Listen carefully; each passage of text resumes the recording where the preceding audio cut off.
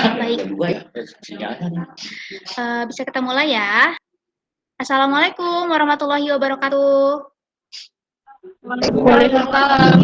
Waalaikumsalam warahmatullahi wabarakatuh. Dan on mic. Apa suara saya terdengar? Terdengar Kak? Sudah.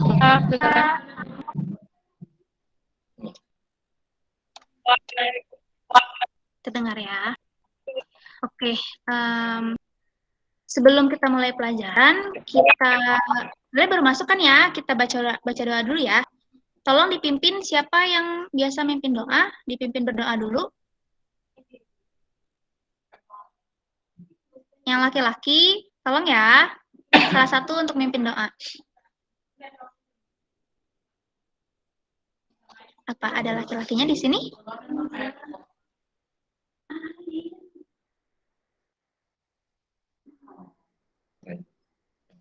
Berdoa mulai.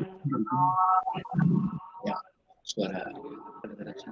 Nanti jadi itu, Pak.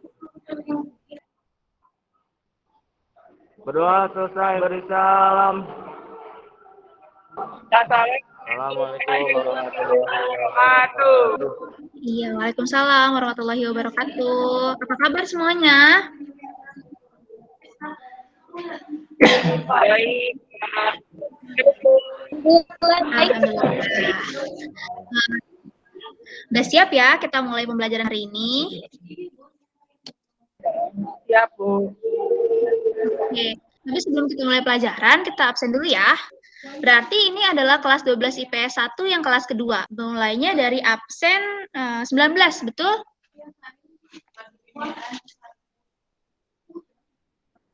Betul ya? Coba, kalau yang saya sebutkan namanya, tolong di on cam dan on mic ya, bilang, saya hadir Bu, gitu. Biar saya tahu nih, mana orangnya, mana suaranya, biar kelihatan dia emang benar-benar hadir atau enggak. Saya mulai berarti dari Muhammad Abid Priputranto. Ada?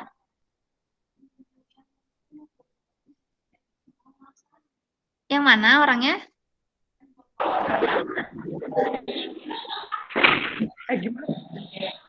Muhammad Abid hadir? Ada, Bu. Oh, oke. Muhammad Abid ada.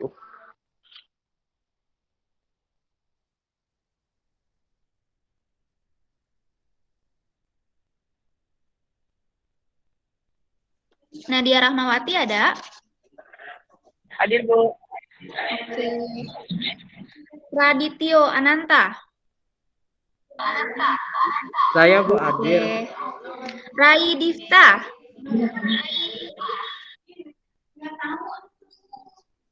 Rai, mana Rai?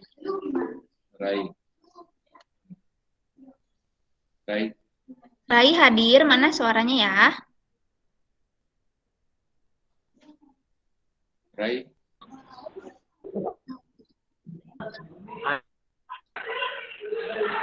Hadir? Hadir, Pak. Oke, kemarin saya salah manggil ya? Saya kira Raka, taunya Rai. Lalu Rai Kania. Rai Kania. Apakah hadir? Hadir. Raul Putrawan.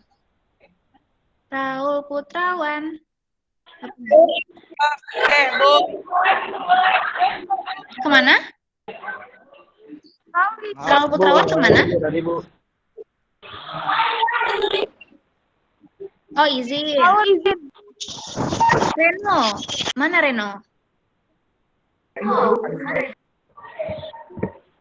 Reno. Ada. Hadir. Kenapa nggak on cam, malu? Reisila Moza. Reisila. Rijal kayak gue. Kamera saya Hadir. kamera saya copot, Bu. Oh iya. Hadir, Kak. Oke. Rizky Syaban. Ada Bu, ada. Siti Holipah.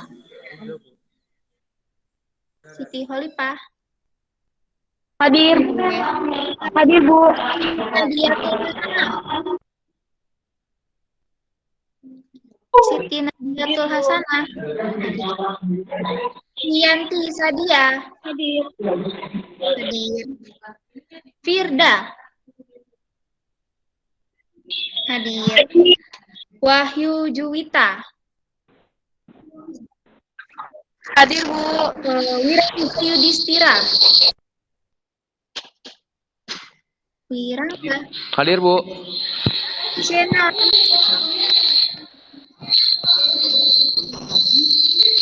Sudah? Hadir, Bu. Oke, Zahwa Kaila. Hadir, Bu. Oke, berarti semuanya hadir kecuali Raul. Izin kemana Raul? Ibu minta semuanya on cam dulu bisa. Ibu mau screenshot untuk bukti kehadiran hari ini. Tolong on cam dulu ya. Di off mic-nya nggak apa-apa, tapi on cam dulu. Karena saya mau screenshot. Ayo on cam dulu sebentar.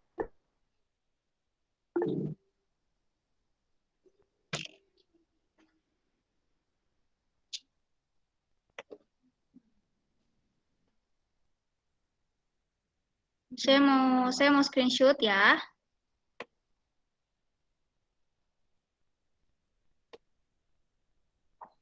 Oke, terima kasih. Oke, setelah ini mau apa namanya off mic-nya boleh. Mau mulai pembelajarannya ya. Jadi untuk minggu sebelumnya kita udah bahas nih tentang sampai keras kerja, sampai jurnal penyesuaiannya. Nah, dalam perusahaan dagang ini, minggu ini adalah minggu terakhir kita pertemuan pembelajaran materi sebelum kalian melaksanakan UAS. Kalian minggu depan UAS kan ya? Nah, UAS ini itu materinya itu dari bab 1 sampai bab 5. Nah, maka dari itu minggu ini kita habiskan materi bab 5.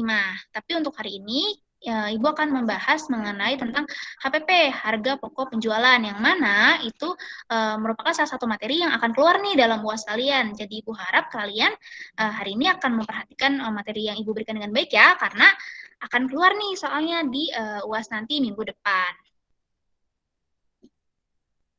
Ibu mau share screen dulu.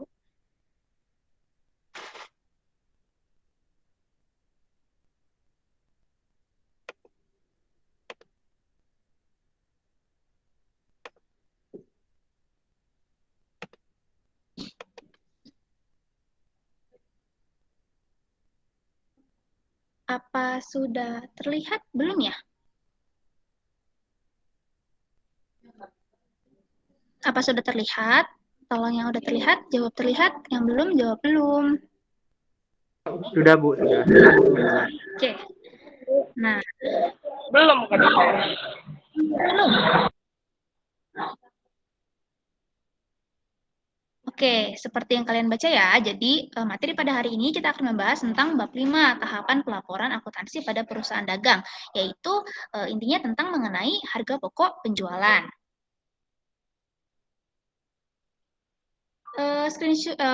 Share screen Ibu udah jalan belum ya?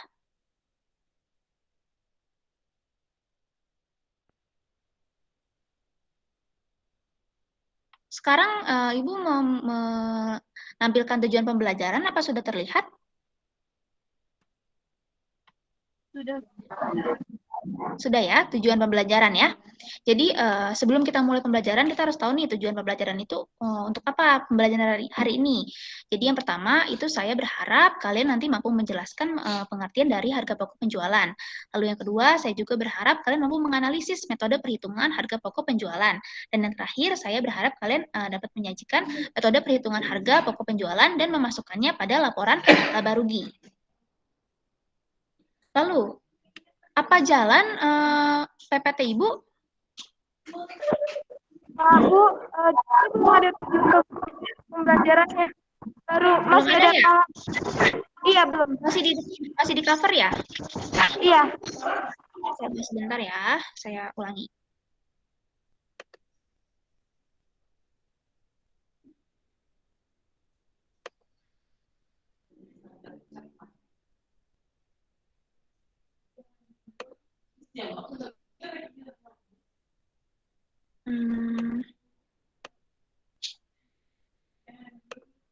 Belum, Bu. Ya, bentar ya. Saya lagi coba.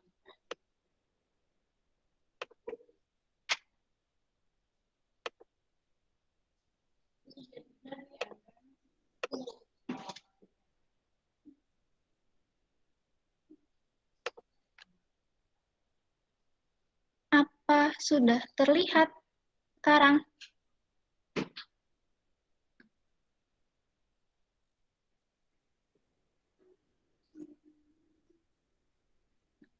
Tapi belum itu ya. Oke. Coba. Nggak jalan ya?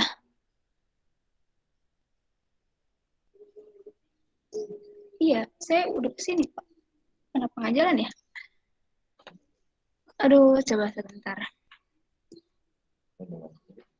Kenapa? Atau enggak?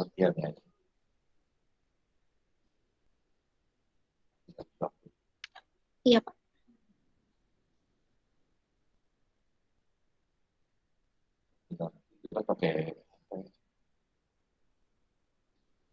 Sebentar ya.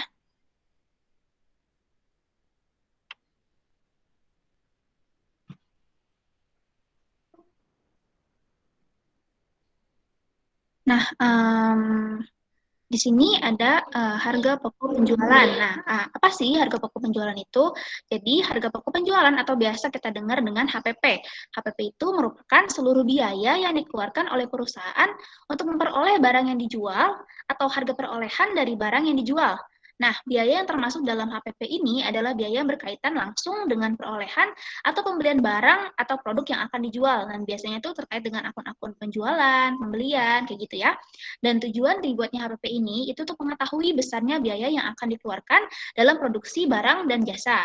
Nah, HPP ini juga merupakan salah satu komponen dalam laporan laba rugi. Oke, lalu selanjutnya ini ada manfaat. Nah, apa sih manfaat dari HPP ini?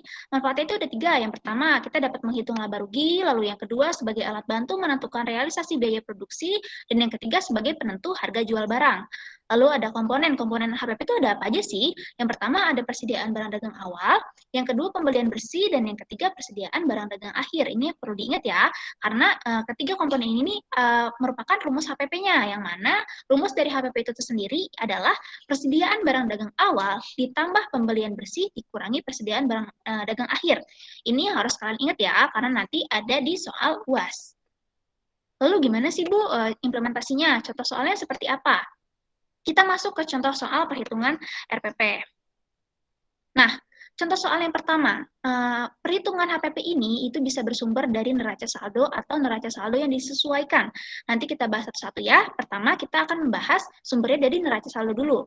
Di sini ada terlihat tabel neraca saldo usaha dagang sahabat periode 31 Desember 2020. Kelihatan ya tabelnya? Di sini ada akun kas, persediaan barang dagang, peralatan kantor, akumulasi penyusunan peralatan kantor, utang dagang, modal penjualan, retur penjualan, potongan penjualan, pembelian, beban akun pembelian, retur pembelian, potongan pembelian, dan beban gaji. Ciri khas dari perusahaan dagang itu pasti dia punya akun-akun seperti penjualan, retur penjualan, potongan penjualan, pembelian, beban akun pembelian. Nah, dalam tabel ini pertanyaannya itu adalah jika diketahui persediaan barang dagang akhir sebesar 1.500.000, maka hitunglah HPP UD sahabat tersebut. Nah, seperti yang tadi sudah Ibu bilang, rumus HPP itu ada yang ingat apa? Boleh di on mic rumus HPP? Persediaan barang dagang awal ditambah pembelian bersih dan dikurangi persediaan barang dagang akhir. Nah, kalau misalkan bisa kalian lihat nih di sini HPP, persediaan barang dagang awal itu 2 juta di tabel, dan ditambah pembelian bersih. Nah, pembelian bersihnya ini nggak ada kan di tabel, jadi kita harus cari tuh, dan dikurangi persediaan barang dagang akhir. Nah, gimana sih Bu cara menentukan persediaan barang dagang akhir dan awal dalam soal? Nah, cirinya itu adalah persediaan barang dagang awal itu selalu ada dalam tabel neraca saldo, sedangkan persediaan barang dagang akhir itu biasanya dia ada di pertanyaan nih yang ada di bawah ini. Jadi ngerti ya gimana cara bedainnya? Persediaan barang dagang awal itu ada di tabel dan persediaan barang dagang akhir ada di pertanyaan. Sampai sini ngerti? Ngerti, Bu. Oke. Lanjut ya, karena pembelian bersihnya ini belum ada, kita cari dulu nih pembelian bersih. Rumus pembelian bersih itu apa? Di sini kalau bisa kalian lihat, pembelian bersih sama dengan pembelian ditambah beban angkut pembelian, dikurangi data pembelian, dan dikurangi potongan pembelian. Ini juga rumusnya harus diingat ya. Tinggal masuk-masukin nih, karena di akun-akunnya sudah ada dalam tabel neraca saldo, tinggal kita masuk-masukkan.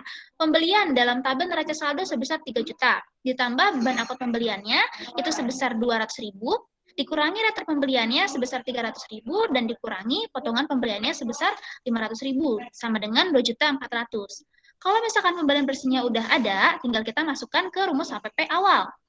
Tinggal kita masukin, jadi HPP-nya itu sama dengan 2 juta yang merupakan persediaan barang dagang awal, ditambah 2.400.000 yang sudah tadi kita hitung sebagai pembelian bersih, dan dikurangi persediaan barang dagang akhirnya sebesar 1.500.000. Hasilnya sama dengan 2.900.000. Jadi HPP untuk UD Sahabat ini sebesar 2.900.000. Sampai sini ada yang masih bingung, ada yang ditanyakan, atau penjelasan saya terlalu cepat?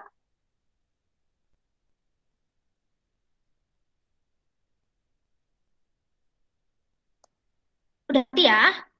Kalau udah ngerti, Ibu mau lanjut. Ngerti, Kak. Ya, Ibu. Oke, kalau udah gitu kita lanjut ke kita coba soal, karena tadi kita udah belajar nih contoh soalnya seperti apa. Kita coba ya. Di sini kalian perhatikan ada perusahaan dagang Jaya Abadi, neraca saldo perusahaan Jaya Abadi periode 31 Desember 2020. Kalau kalian lihat di sini sama dengan tabel neraca saldo sebelumnya, itu ada akun-akun seperti kas, persediaan barang dagang, peralatan kantor, penjualan, retur, potongan, dan sebagainya. Dan pertanyaannya adalah, jika diketahui persediaan barang dagang akhir sebesar 15 juta, maka hitunglah HPP PD Jaya Abadi tersebut. Nah, dari tabel neraca saldo ini yang bisa kita ketahui itu ada persediaan barang dagang awal, betul? Lalu ada persediaan barang dagang akhir yang ada di pertanyaan ini. Lalu ada pembelian nih, pembelian ada kan? Lalu ada beban angkut pembelian, ada retur pembelian, dan potongan pembelian. Ini akun-akun yang diperlukan untuk menghitung HPP. Karena menghitung HPP memerlukan akun dari pembelian bersih.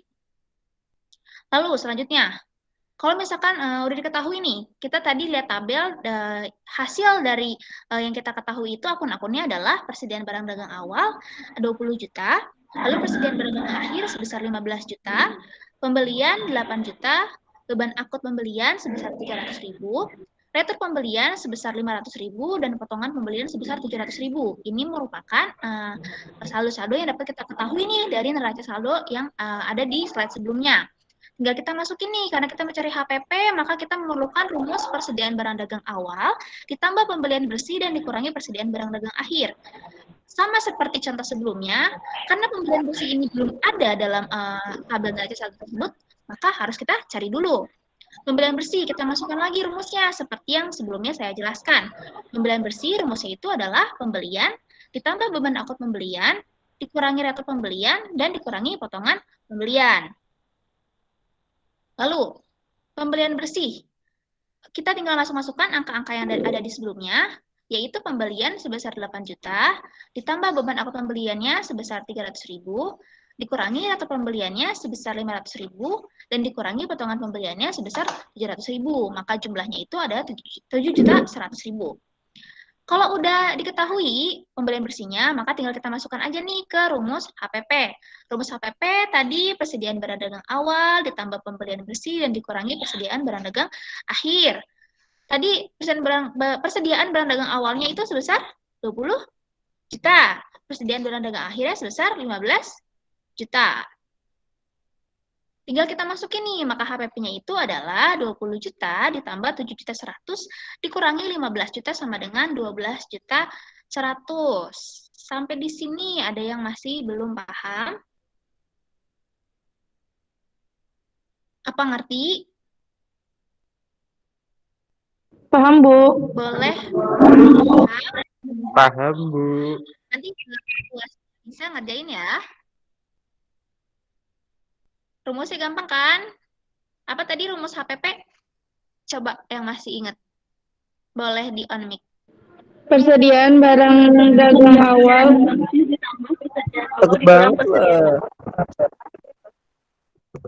Iya, betul. Dagang awal ditambah pembelian bersih dikurangi persediaan barang dagang akhir. Itu yang harus kalian ingat ya. Lalu kita lanjut ke contoh soal yang kedua. Kalau misalkan tadi contoh soal yang pertama itu dia merupakan sumbernya dari neraca saldo, dan yang kedua ini kita akan mencari HPP dari sumber neraca saldo yang disesuaikan. Seperti kalian lihat ya, neraca saldo disesuaikan ini berarti dia merupakan akun-akun yang saldonya sudah disesuaikan. Nah, bedanya apa sih Bu cara menghitungnya? Rumusnya tetap sama, HPP-nya rumusnya tetap sama, tetap persediaan barang dagang awal ditambah pembelian bersih dan dikurangi persediaan barang dagang akhir. Tapi bedanya, kalau misalkan dari tabel neraca saldo disesuaikan ini, kita menentukan persediaan barang dagang awal dan barang dagang akhir itu dari itisar laba rugi. Kursor saya apa kelihatan? Kursornya? Ini? Kelihatan nggak yang saya gerakin? Kelihatan ya? Jadi, kita menentukan persediaan barang dagang awal dan persediaan barang dagang akhir itu melalui itisar laba rugi. Nah, itisar laba ruginya ini kan ada dua nih yang terisi dalam kolom debit dan kolom kredit. Nah, yang dalam kolom debit itu merupakan persediaan barang dagang awal. Lalu yang dalam kolom kredit itu merupakan persediaan barang dagang akhir. Jadi, gampang ya nentuinnya. Tinggal lihat dari kolom itisar laba rugi. Kalau misalkan udah tahu nih, oh ini merupakan persediaan barang dagang awal dan ini juga persediaan barang dagang akhir, tinggal masukin ke rumus HPP seperti biasa. Persediaan barang dagang awal itu berarti 32.500.000 ditambah pembelian bersih. Belum ada nih kan? Berarti masih harus kita cari dulu. Lalu dikurangi dengan persediaan barang dagang akhir. Nah, pembelian bersihnya kita cari dulu. Rumusnya itu masukin lagi seperti yang sebelumnya, tetap sama. Pembelian ditambah beban angkut pembelian, dikurangi rata pembelian, dan dikurangi potongan pembelian. Nah, tinggal lihat nih dari tabel-tabelnya. Saldonya berapa aja dari akun-akun yang merupakan rumus dari pembelian bersih. Akun pembelian, dia berarti berjumlah 95 juta. Ditambah beban angkut pembeliannya itu 2.800.000. Dikurangi retur pembeliannya 10 juta dan dikurangi potongan pembeliannya sebesar 2.500.000, maka jumlahnya adalah 85.300.000. Kalau misalkan pembelian bersihnya ini sudah ditemukan, maka tinggal dimasukkan lagi ke rumus HPP sebelumnya. Berarti 32.500.000 ditambah nih pembelian bersih yang tadi sudah kita cari sebesar 85.300.000 dan dikurangi 25.400.000. Maka hasilnya adalah 92.400.000. Sampai sini ngerti ya cara ngebedainnya, menentukan persediaan barang dagang awal dan barang dagang akhir pada neraca saldo dan neraca saldo disesuaikan. Ngerti ya? Oke. Ngerti? Oke. Jadi, selanjutnya nih, setelah kita menentukan HPP, itu ada beberapa, kan tadi seperti yang awal dibilang, HPP ini dia dibutuhkan dalam pembuatan laporan laba rugi. Dan di dalam laporan laba rugi, tidak hanya HPP yang diperlukan, tetapi ada juga beberapa akun yang diperlukan dalam laporan laba rugi. Yang pertama itu ada laba kotor. Laba kotor. Nah, cara mencari laba kotor itu seperti apa? Rumus dari laba kotor itu adalah penjualan bersih dikurangi HPP. Nah, karena penjualan, kalau HPP-nya tadi kan kita sudah cari ya, sudah ditemukan nih HPP-nya tadi berapa. Nah, tinggal penjualan bersihnya nih, dia nggak ada nih Bu dalam tabelnya, berarti harus kita cari dulu. Rumusnya apa sih Bu? Rumus dari penjualan bersih itu adalah penjualan dikurangi retur penjualan dan dikurangi potongan penjualan. Yang gampangnya, saya kasih tahu gampangnya ingatnya itu adalah namanya penjualan bersih. Berarti semua akun-akun yang berhubungan dengan penjualan ini dikurangi. Penjualan, dikurangi retur penjualan, dikurangi potongan penjualan. Kalau misalkan udah tahu nih rumusnya apa, tinggal dimasukin angka-angkanya berdasarkan saldo yang ada dalam tabel. Seperti yang kalian lihat di sini, berarti penjualan. Penjualan itu saldonya merupakan 142.500.000 dan dikurangi retur penjualan sebesar 10 juta dan dikurangi lagi potongan penjualan sebesar 4.500.000, maka hasilnya 128 juta. Nah, kalau misalkan udah tahu nih penjualan bersihnya, tinggal kita masukin ke rumus laba kotor di awal. HPP-nya jangan lupa nanti dimasukin. Penjualan bersihnya yang sudah kita cari sebesar 128 juta dan dikurangi HPP yang sudah tadi kita cari 92.400.000, maka hasilnya 35.600.000. Sampai sini ngerti cara mencari laba kotor? Ngerti, Bu. Oke. Ya. Nah, selain laba kotor itu ada apa lagi sih? Cari. Oke, karena sudah ngerti kita lanjut. Nah, selanjutnya setelah laba kotor, yang perlu kita cari adalah laba bersih. Karena tadi sudah laba kotor, berarti sekarang kita cari laba bersih. Laba bersih sebelum pajak. Apa sih, Bu, rumusnya? Nah, laba bersih sebelum pajak ini rumusnya merupakan laba kotor ditambah pendapatan lain-lain dan dikurangi total beban selain pajak. Nah, tinggal kita cari aja nih dari tabelnya. Laba kotor, seperti tadi yang udah kita cari sebelumnya ya, tinggal dimasukkan aja angkanya. Tadi kita sudah cari, laba kotornya merupakan 35.600.000 ditambah pendapatan lain-lain. Nah, pendapatan lain-lain itu apa, Bu? Kan di sini nggak ada, Bu, tulisan pendapatan lain-lain. Nah, kalau pendapatan lain-lain itu kan namanya perusahaan dagang, berarti dia mendapatkan penghasilan itu dari menjual menjual barang yang dijual, makanya dia mendapatkan pendapatan. Nah, pendapatan lain-lain itu berarti dia pendapatan selain pendapatan inti yang dia dapat. Kalau misalkan dari tabel ini kita bisa lihat di sini ada pendapatan lainnya yang merupakan pendapatan sewa. Karena dia merupakan satu-satunya pendapatan yang selain pendapatan inti dari perusahaan dagang tersebut ya. Nah, berarti pendapatan lain-lainnya di sini sebesar 8 juta, dikurangi total beban selain pajak. Nah, total beban selain pajak, dari mana sih, Bu? Nah, namanya juga total beban, berarti beban-beban yang ada dalam tabel itu kita jumlahkan. Karena di sini cuma ada 3, kita jumlahin nih dari 3 akun ini. Kalau misalkan ada lebih dari 3 juga, jumlahin aja, nggak harus mesti tergantung dengan beban-beban yang ada di sini.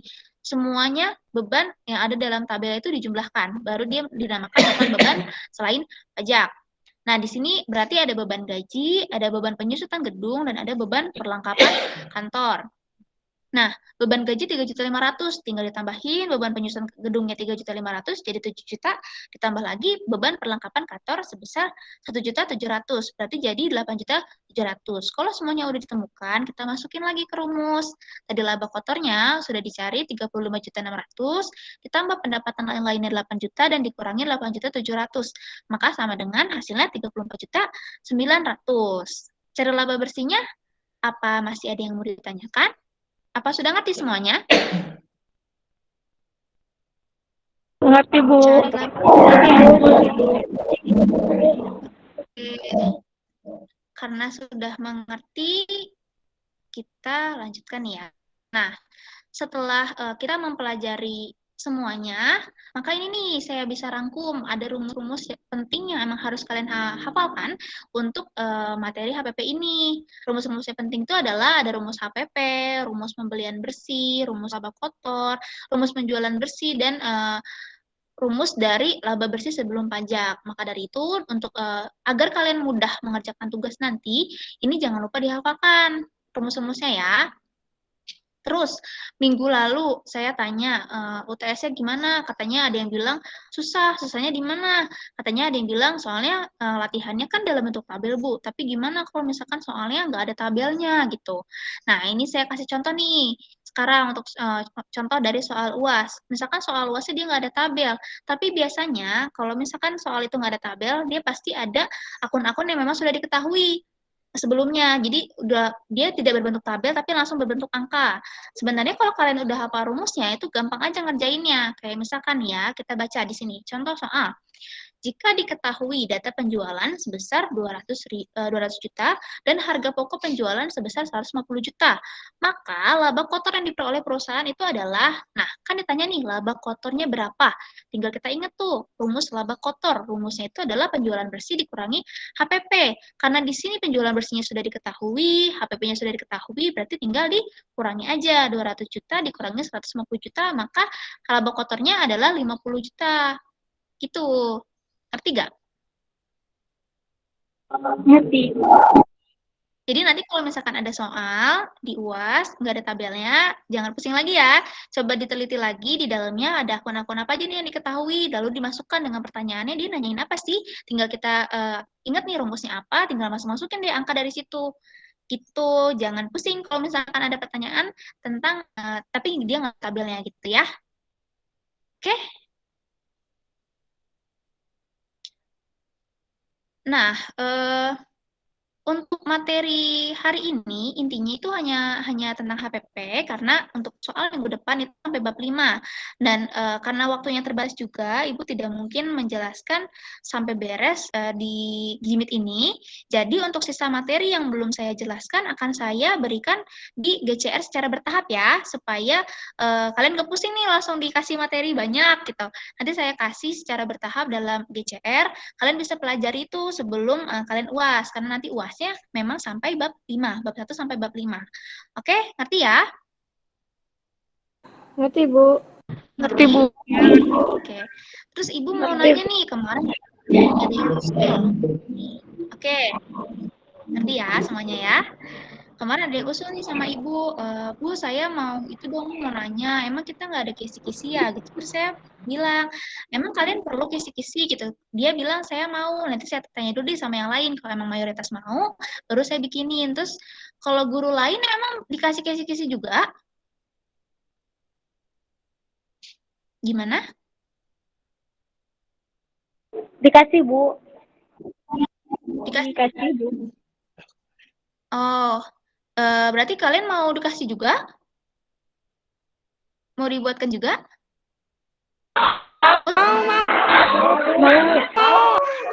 Mau, Bu. Mau? Di PS1 yang pertama dia mau minta kisi gitu. Nanti kalau emang mayoritas bilang mau, nanti saya usahakan tuh saya buat. Nanti saya kirimkan di GCR ya. Kalau udah dibuat kisi-kisinya berarti belajar bener ya. Udah kasih nih kisi-kisinya, udah tahu nih bayangannya seperti apa, nilainya harus bagus-bagus ya UASnya ya. Iya, Bu. Iyanya yang semangat dong, yang yakin. Iya, Bu, gitu. Kayaknya nggak yakin banget nilainya bakal bagus. Yakin nggak nilainya bakal bagus? Yakin gak yakin, Bu? Harus yakin dong kalau kalian kan nanti saya kasih nih kisi-kisi, saya kasih bayangannya. Nanti kalian tinggal pelajari tuh berarti pelajari yang benar. Kalau udah dipelajarin masa nggak bisa ngerjainnya? Bisa ya? Diusahakan ya. Ya, bisa, Bu. Oke. Terus waktunya tinggal 15 menit lagi. Saya juga sekalian itu sekalian pamit karena hari ini merupakan hari berarti minggu ini saya berarti terakhir mengajar sebelum UAS, yang berarti hari ini juga saya terakhir mengajar di kelas 12 IPS 1. Untuk itu, kita sebenarnya belum ketemu lama ya, baru 3 kali pertemuan, tapi untuk pertemuan yang singkat ini saya mohon maaf apabila ada kesalahan kata ya, mohon maaf apabila ada kesalahan kata, mohon maaf apabila dalam pemberian pelajarannya saya masih terdapat banyak kekurangan, mohon maaf dalam pemberian materinya juga yang masih banyak kekurangan, tolong diambil yang baik-baiknya, tolong dipelajari, semoga materi-materi yang saya berikan selama ini bermanfaat untuk kalian. Gitu. Dimaafin nggak Ibu? Iya, Ibu dimaafin. Dimaafin. Yaudah, oke. Abis ini kan pelajaran apa? Matematika.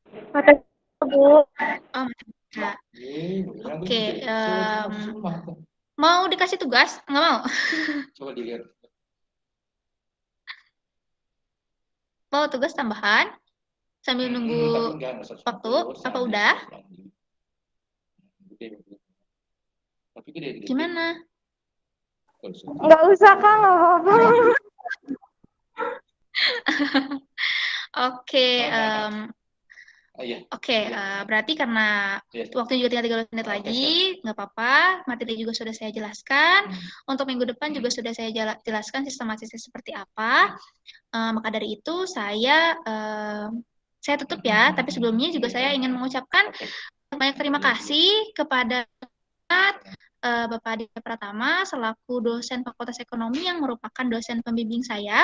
Lalu saya juga ingin berterima kasih banyak kepada Bapak Ervin yang merupakan guru ekonomi yang selaku dosen pamong saya di SMA Negeri 8. Terima kasih atas waktunya, kehadirannya dalam Google Meet kali ini. Dan yang terakhir, saya juga ingin berterima kasih banyak untuk kelas 12 IPS 1 yang selama ini sudah membersamai saya. Terima kasih karena kalian sudah antusias dalam pelajaran ekonomi saya. Semoga kedepannya kalian bisa lebih semangat lagi, tetap semangat belajarnya, terus semangat, tetap jaga kesehatan juga. Saya yakin kalian akan menjadi pribadi-pribadi yang hebat nantinya. Oke? Semangat! Semangat gak? Semangat, Bu. Semangat ya. Oke, untuk itu saya tutup kelasnya. Terima kasih banyak atas waktunya. Mohon maaf apabila ada kesalahan. Wassalamualaikum warahmatullahi wabarakatuh. Dadah. Waalaikumsalam warahmatullahi wabarakatuh. Terima kasih, Bu. Iya, sama-sama. Mati deh. Boleh ya, kalau emang udah boleh keluar dari Jimit ini. Makasih kakak. Iya, sama-sama.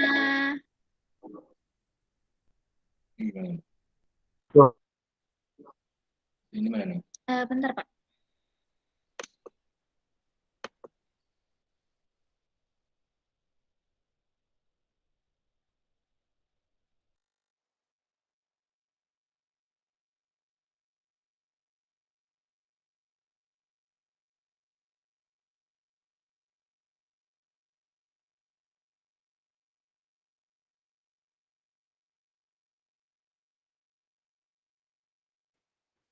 Untuk Pak Adit, Bapak mohon maaf, pelajarannya sudah beres sampai di sini. Apa ada yang harus saya evaluasi, Pak? Atau evaluasinya Oke, dilanjut? di sini Iya, Pak. Pak Ervin, mohon maaf Pak Ervin, kebetulan ada kegiatan yang berbarengan, jadi belum bisa datang untuk PTM Pak, mohon maaf sebelumnya. Nah, terkait dengan proses kegiatan pembelajaran yang tadi saya amati, alhamdulillah saya rasa kegiatan pembelajaran tadi sudah berjalan cukup baik ya. Walaupun memang kadang kita agak kesulitan untuk mengontrol siswa untuk on cam. Jadi kita susah juga untuk memonitoring bahwa apakah siswa yang bersangkutan benar-benar ikut dalam proses pembelajaran ataupun memperhatikan. Memang begitunya gitu. Tapi kalau kita dan bisa melakukan sesuatu, ibaratnya menunjuk, menanyakan secara langsung, ya itu salah satu bagian untuk memperbaiki gitu. Jadi saya pikir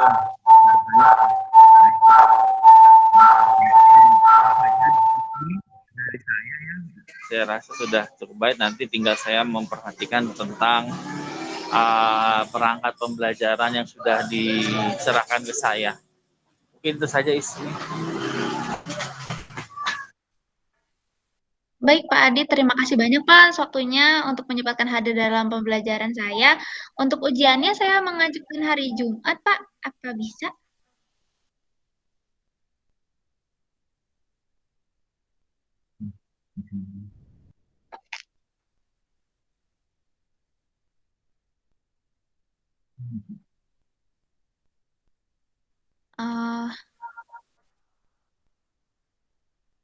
Atau nanti untuk ujiannya saya hubungi Bapak melalui chat ya, Pak?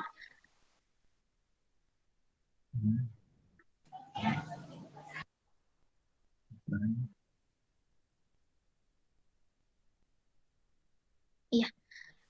Terima kasih banyak Pak Adit atas waktunya. Terima kasih banyak juga dengan Pak Ervin atas waktunya.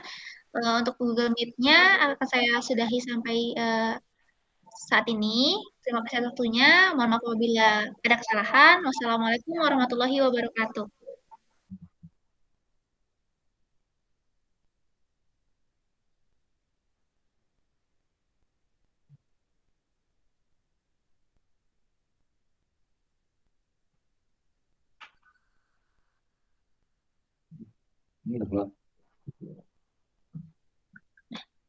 saya tutup ya Pak. Saya izin menutup ininya. Menutup Google Meet-nya. Baik, kita